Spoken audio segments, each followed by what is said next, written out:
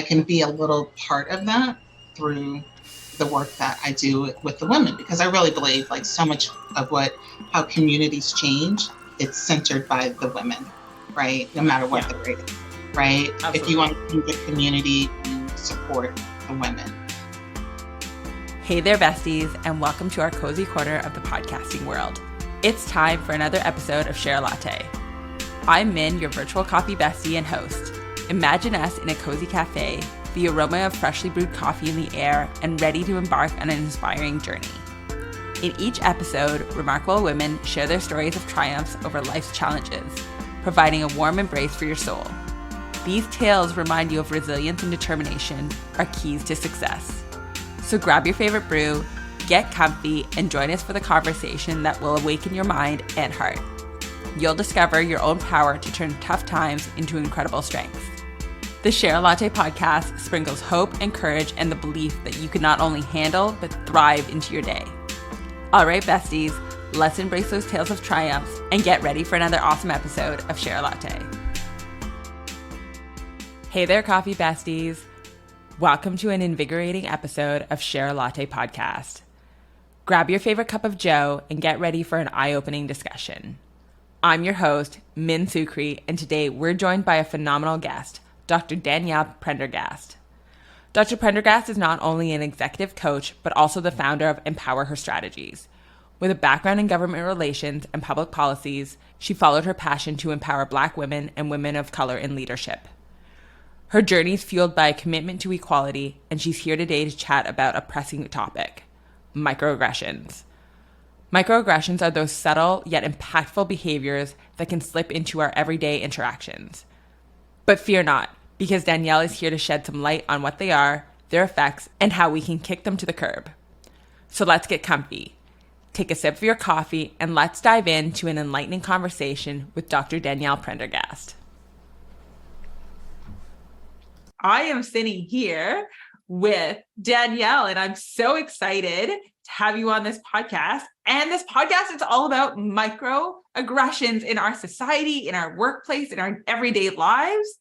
But first, I'm going to kick it off with Danielle telling us a little bit about herself and her story, and hearing how you really got into how we as a society can better ourselves to have less microaggressions in our daily lives and be better humans.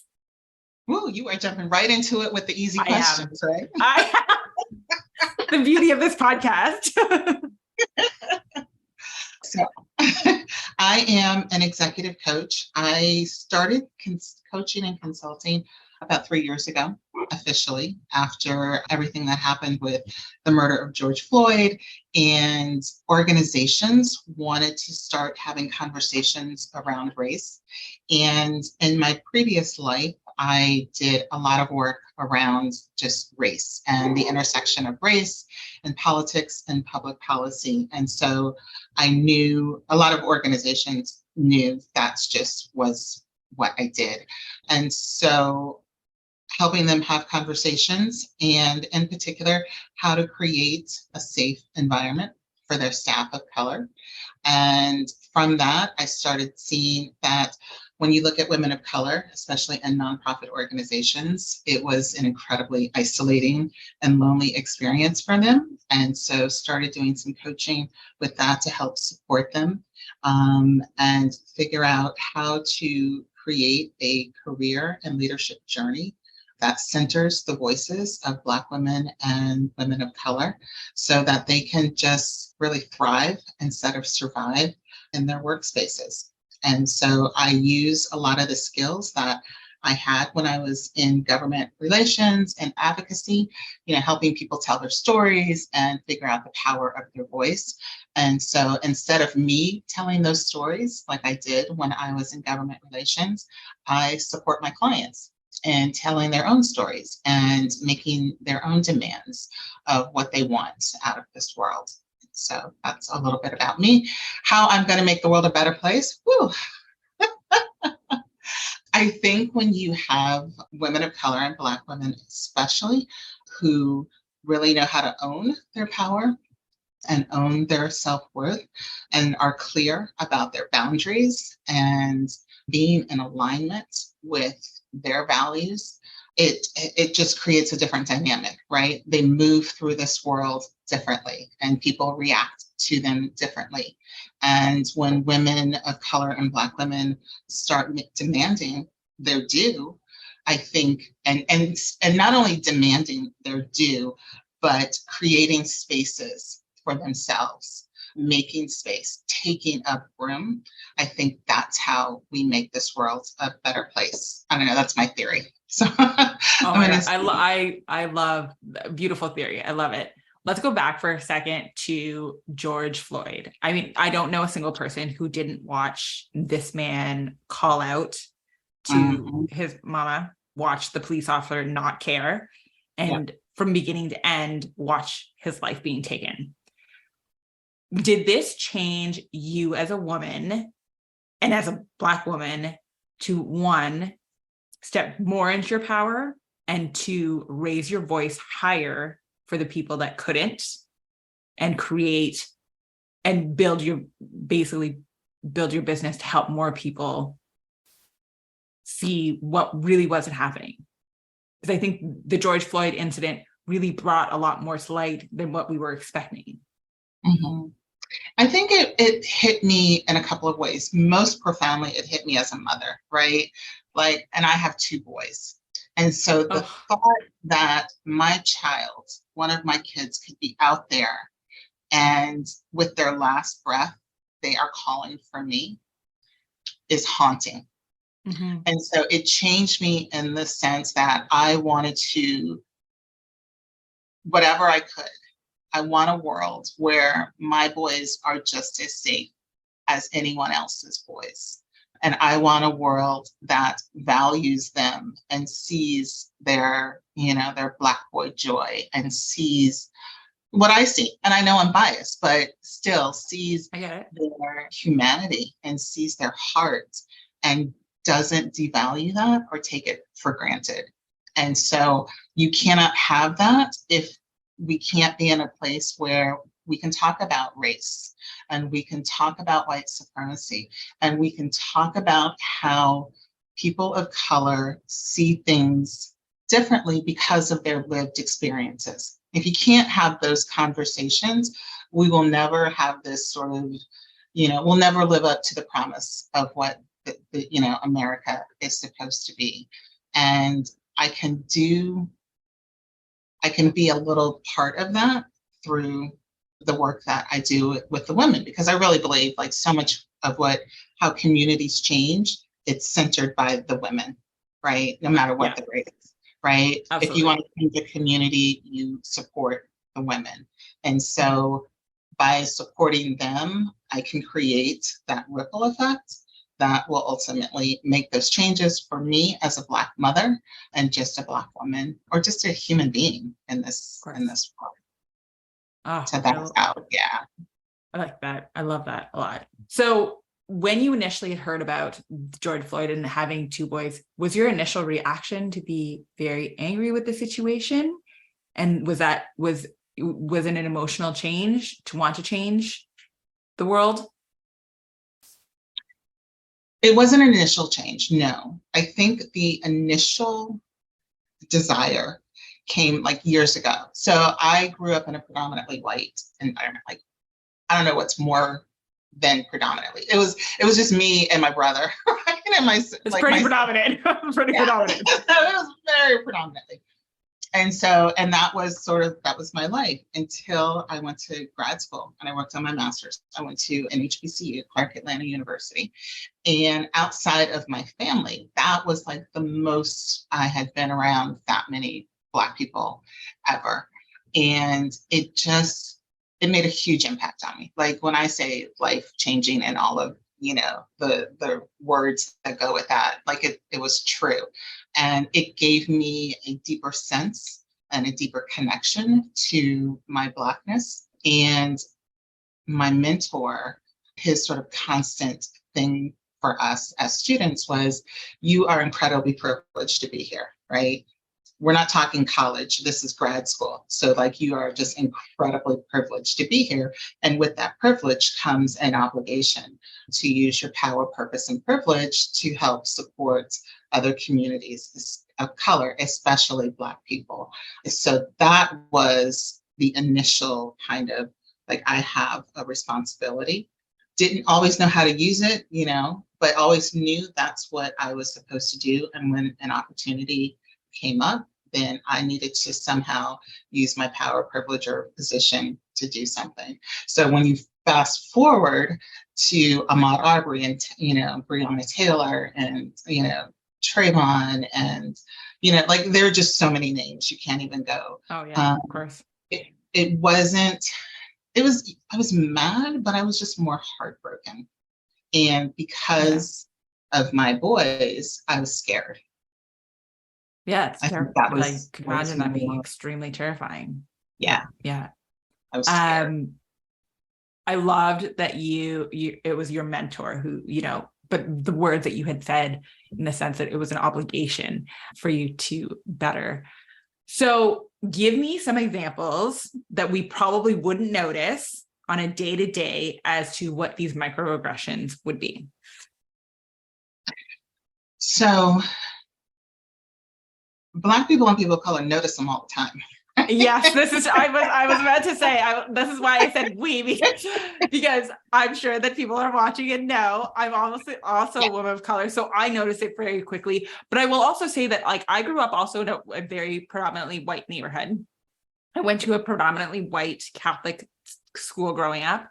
And there are still times to this day where I will have to second guess myself, even though like my body understands that it's a microaggression, but my brain is like, no, was it really? And I have to remind myself, yes, it was, because I still grew up in an environment that was predominantly white. And I feel like that influenced how I think. So for the audience at why, tell us. For those who don't come to the cookout on a regular basis. So for y'all, for the people who don't come to the cookout enough.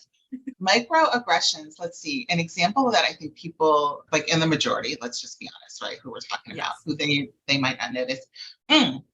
This is a famous one. When Barack Obama was running for presidency, and people would refer to him as articulate. And there were some folks who just could not understand why that was shady, why that was a dig. And I'm like, really? He is a Harvard Law graduate. He was, the first, I think, Black editor of the Harvard Law Review. He was a senator. He was a state senator. Like, he was an attorney. He was a civil rights organizer. Like, so what about this resume would make you think he's not articulate, right? Yes. And it's the surprise also when people say, oh my God, he's so articulate. Now, is that different when you look at, a little girl in a recital who's 5 years old and she can, recite, the preamble to the Constitution? Yes, she's articulate, right? Because, the context is different. But to look at a grown person who is, and the accomplishments can vary, right? But to just look at a grown person and to say, wow, so articulate, as if I didn't expect that person to be articulate. And I think that's what makes it shady. Or when you look at a person of like maybe Asian descent and say, where are you from? And they're like, Connecticut. And they're like, no, really, where are you from? Right? As if you're different. And that's what makes a microaggression is because it's othering people, right? That they are different, that they are outside of the norm, outside of the mainstream. And what the norm and the mainstream is in this country, at least, is cisgendered white Christian people. And so anything that's different from that, that's a deviation from that, is othering. And when we question that and we highlight that in a way, that's what makes it a dig. And so I think that's what a lot of white people don't understand, is when they want to touch my hair, or when they say, where are you really from? Or assume that all, people who have the last name Lopez know every Mexican in the country, right? Do you know? So Yes. yeah. Yes. Listen, I'm up in Canada, and sometimes when I go to visit the States, it's like, well, do you know Joe? He lives in Toronto. Toronto has like 2 million people. Yeah. I don't know Joe. I'm sorry. I'm confused. Yeah. Now, I understand if you're from Paducah, Kentucky, and then you say, hey, do you know so-and-so? That makes sense. But to just make an assumption that all people of color know all other people of color makes no sense. Yes. Okay, so I'm sure we're going to get this question, so I'm going to ask it. But why? Like, if it's just a minor thing, we're just saying that Obama's articulate. Why is it such a big issue?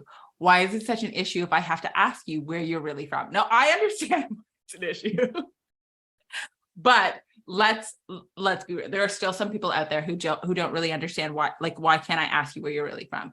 I will say this though, this is a little off topic, but when somebody asks me where I'm really from and I tell them I'm still from Canada, they will say, no, but where you really, I will literally say, nope, still from Canada. And this is more in the sense of like, I have a Canadian citizenship. I've lived here most of my entire life, but why is this so important that these kind of situations need to stop happening? And why is it an issue? So I'd say a couple of reasons. One, it's like death by 1,000 cuts. And so to constantly be asked or to constantly have to endure little comments that insinuate something negative or derogatory or discriminatory or othering about you is exhausting, right? It's like, I think for white women, one way to help them kind of get a similar experience is when you're walking down the street and there's constant whistles and little comments and smile and things like that. Now, I would ask them, what's wrong with someone saying smile, right? What's wrong with someone, hey, honey, right? What's wrong with that? Yeah. Well, when you do it like a gauntlet, right? And every day or every other day or whatever, and you're constantly getting these little slights, it's exhausting. And two, it's just exhausting, right? It's because you're coming from a space, intentional or not, you're still coming from a space where you see me as an other. You don't see you see me in a way that that marginalizes me. And it's just, a lot of it is just kind of racist at its core. Like, I don't know how to, just like the whole thing with women having to endure the cat calls, on the corner, that the root of that is sexist and misogynistic. The root of microaggressions, which is what makes them a microaggression, is that it's discriminatory and it's harmful and it's hurtful. Yeah. Absolutely. Because these things aren't happening in the workplace. Let's be real. Nobody's coming up to you and saying that Obama's articulate in the workplace. Or I hope not. But they say you are, right? Right. They say you are. But there's other microaggressions that happen differently in the workplace.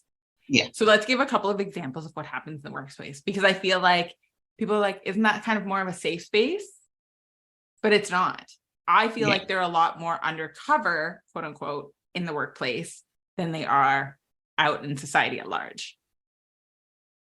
So in the workplace, it can be in the form of, and when they talk over you, here's an example. So I was in an organization, I was in a leadership position. We're in a meeting, staff-wide meeting.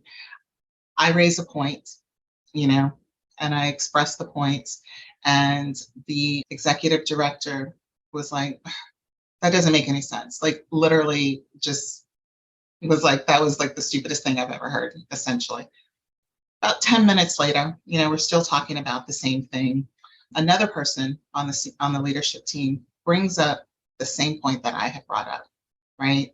10 minutes before, changes a couple words, but essentially it's the same point that I made.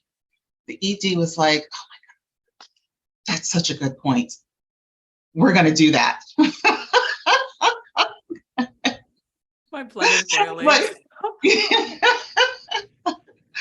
Like he had never heard this idea before. He was like, brand new, and like, save the world, stop the presses, kind of thing, right?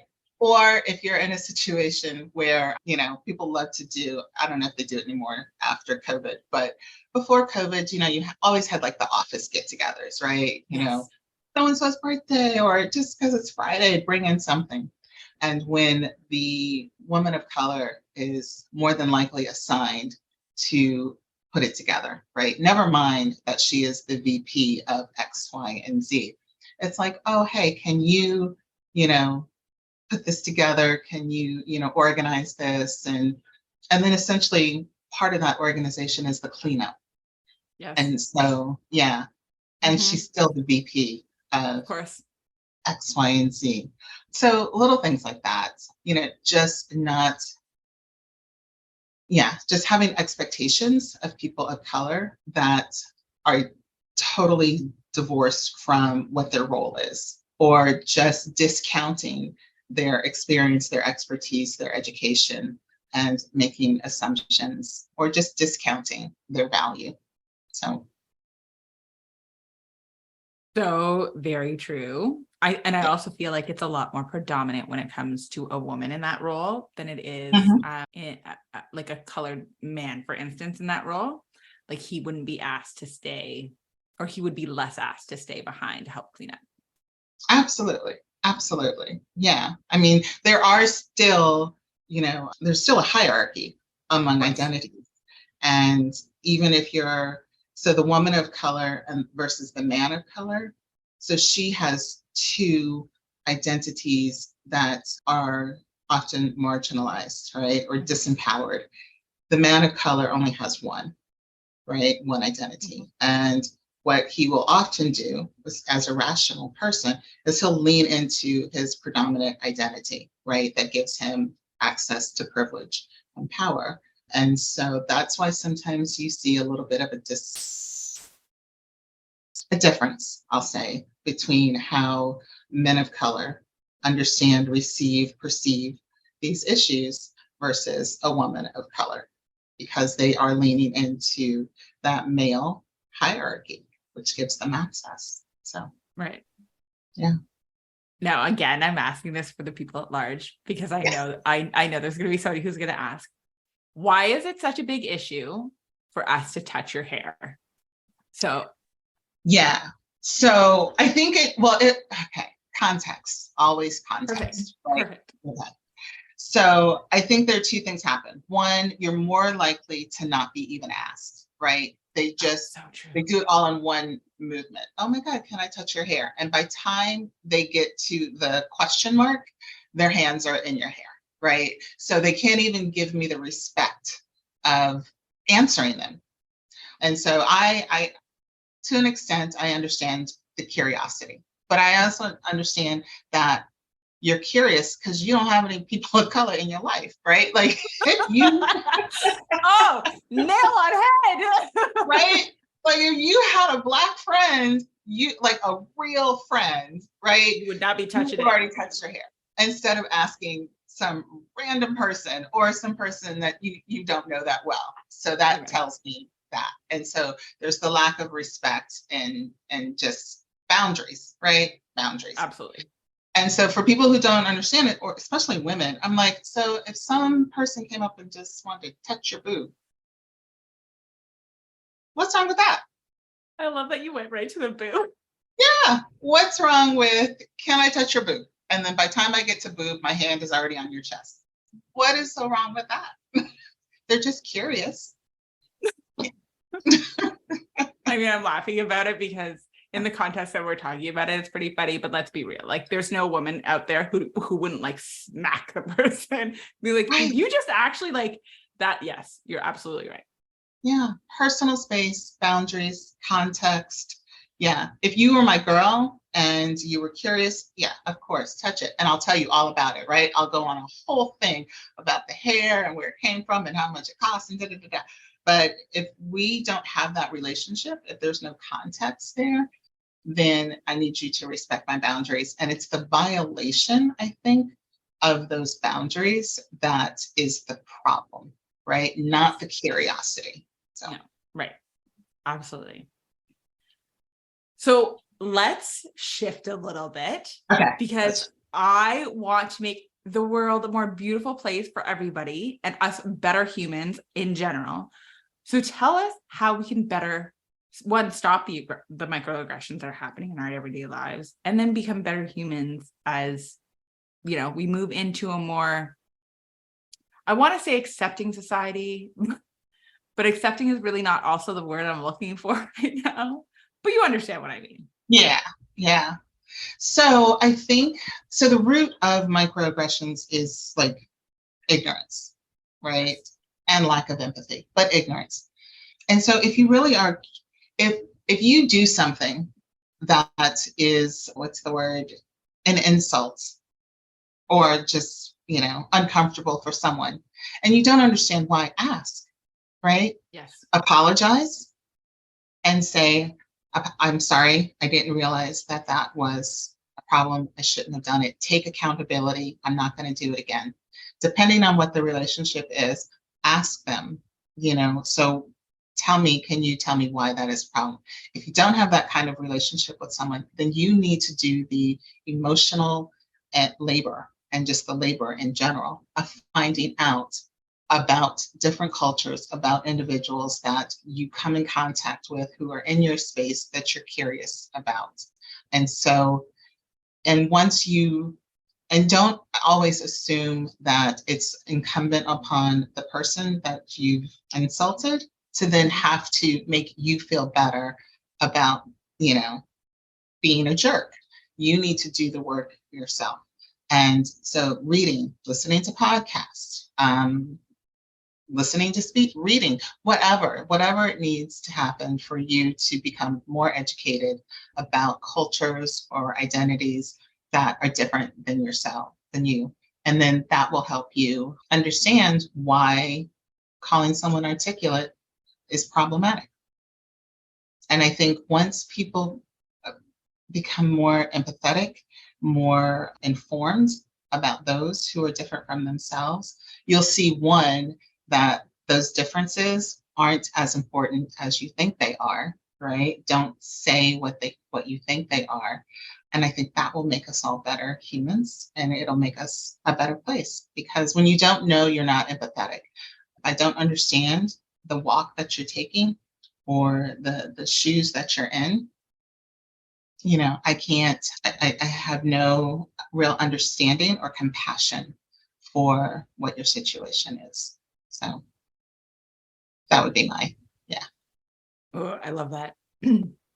Okay, so as we're wrapping up here, I'm gonna ask one final well, two final things. It's not gonna be one, let's be real. Two final things. One, can you recommend a book or a podcast or a resource that would be easy for my audience to pick up or listen to start their journey on knowledge in this area? Oh my gosh. I know, way to put you on the spot, right? I probably Yeah, just giving you the notes on that before. I just thought of this on the spot. So I would start with, and because you put me on the spot, I'm not going to feel bad that I can't remember his last name, but it's Ibrahim X. I want to say, I can't remember his work, but he does a lot of work around anti-racism and anti-Blackness. And I will tell you afterwards so you can put it in your show notes. I will have it in my show notes and on my website so you guys can go. Okay, yes. But he would be a great start. His writing is just phenomenal. And then, the other person that actually comes to mind, and this is not a person of color, but so I'm a huge fan of Brene Brown. Brene Brown. And yeah, the work that she does around vulnerability and just being a better person.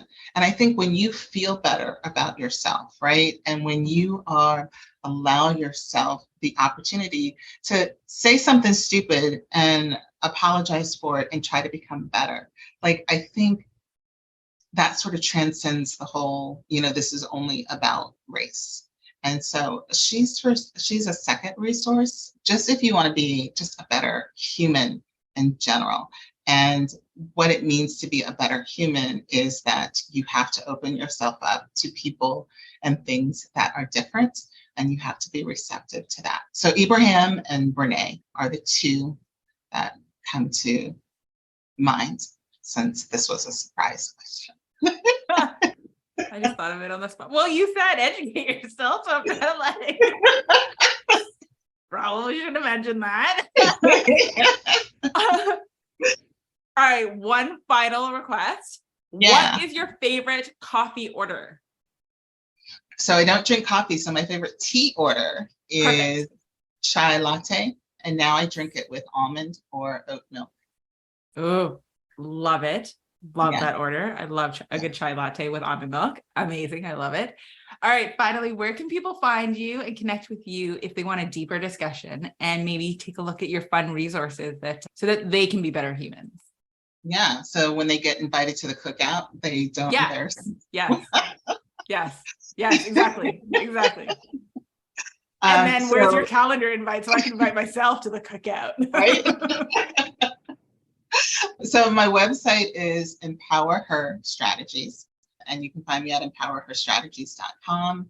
August, I am rolling out a leadership development platform that I'm curating, especially for Black women who want to empower themselves on their career and leadership journey and just figure out how to thrive in their workspaces. And so that will be another opportunity for us to connect. But for now, empowerherstrategies.com. I'm on LinkedIn under my name.